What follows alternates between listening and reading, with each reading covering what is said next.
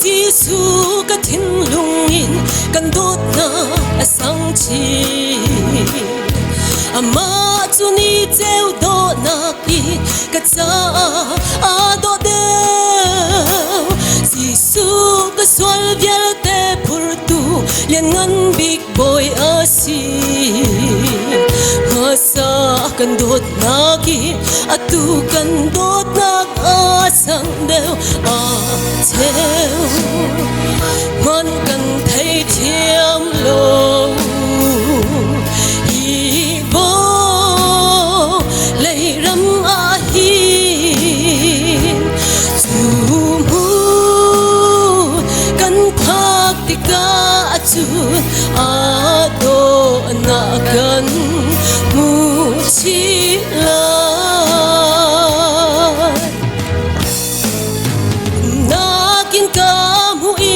alian ngan nak ni a ka cheu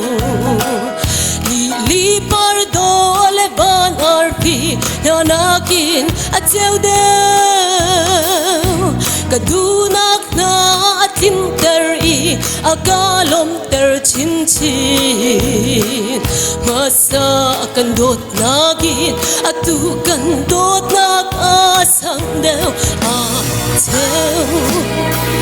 ngon cần thấy thiêm lâu hi vô lấy lắm a hin dù mu cần thác thì cả chun a do na cần mu chi la amen.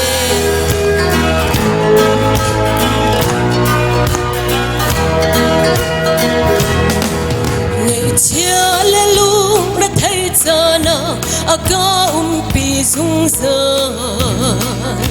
cả mi thiên hoi a trăng a lung đây na ca hu Giêsu ca swal vial te phur tu ca dot big mi asi